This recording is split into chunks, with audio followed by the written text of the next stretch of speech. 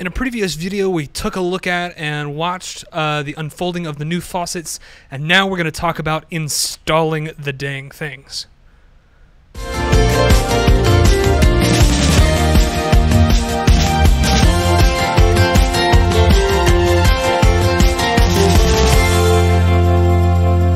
Okay, so before embarking on any plumbing journey, you need to do two things. The first one is you need to turn the water off. That's these little knobs right here on the side of the drain.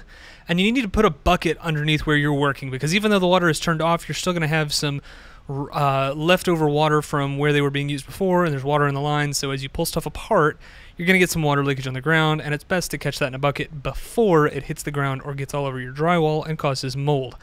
So the first thing here is we go back to where we were in a previous video where we talked about the wanting to try out the batteries and put things in the battery box. But basically this unit has a battery box that powers the unit. It also decides how much hot and cold water goes into the actual faucet itself, and now we need to put that box together, put the batteries in, and start connecting the lines to the appropriate intakes and outtakes. So what we're going to do now is I'm taking all of the rubber insulation off of these off of the original plumbing. So the plumbing had a tamper-resistant covering over it, as most commercial buildings do.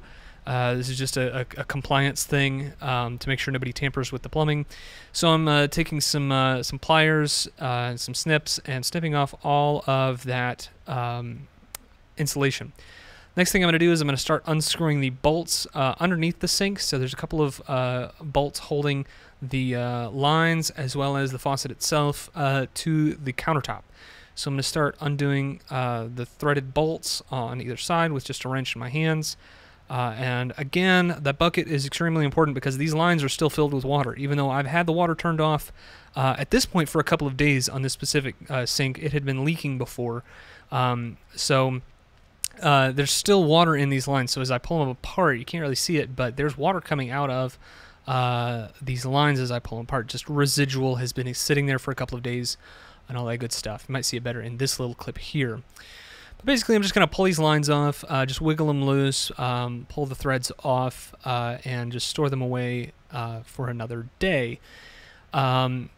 So once I've got this off, you're going to see these little white rings that are on the top there, and I'm just going to take those with my fingers and just kind of unscrew them. They're just finger tight, just snug enough to keep the faucet where it is, where it needs to be. Once that's done, we're able to go ahead and just pull the faucet right out of the sink. So you can see me just reach over and grab the faucet and pull it right out of the countertop. Now this thing was disgusting. There's no telling how long that faucet had been sitting there. And this building that I've got has been abandoned for a couple of years now. It was a printing business before, and then they moved. And one half of the building was turned back into a printing business called Minuteman Press, good buddies of mine, but the half that I have hasn't been touched in a while. So this poor thing was nasty, and that was honestly half the battle, was making sure that the sink was clean before I put this new faucet on and had grime and gunk stuck underneath this brand spanking new faucet that I'm putting on. Now, first I started with a rag and small purpose cleaner, then I moved to a little heavier duty, a commercial grade chemical with some scrubbing, and I ended up resulting down to the screwdriver, flathead screwdriver that I was actually using for the installation. I just went ahead to it. Some of it just wouldn't come off without being scraped. So I very carefully, not to damage the sink itself, scratched off any residual gunk that had dried underneath the old faucet. And between the screwdriver and the scrubber that I've got there with the chemical, I was able to get it all off before getting the new faucet on. I also went ahead and just cleaned the bowl of the sink as well as the drain plug and all that sort of stuff. It was just looking kind of dingy, so took a scrub to it, a rag, and some chemical to it, and got it all cleaned up, all before putting the new faucet on. So there's that gasket that we were talking about in the last video, just trying to get it underneath the sink, Make sure that the washer is flat, holding that faucet in place, get it upright, get it straight. The one thing I was disappointed with this thing is that it's only got one like screw-on, so there's nothing to keep it straight the whole time. You got to really, really, really tighten it down, make sure it's tight so that it doesn't swivel back and forth. You can watch me make sure that it's straight as I put it down, and you just saw it shift there, so I have to go back. You'll see me go back, fix it, tighten it back down, all that sort of fun stuff, just with it being a single post faucet and not having two different places that you can tighten it down, a left and a right. So now you're watching me kind of go through the process of go ahead and starting to put the hoses on. I didn't realize it when I first opened it up, but those lines for the hot and cold are fairly short considering how much you got to fit in that space. The box is pretty big, and there's also a line that sends to the faucet itself, as well as the power line for the sensor on the faucet.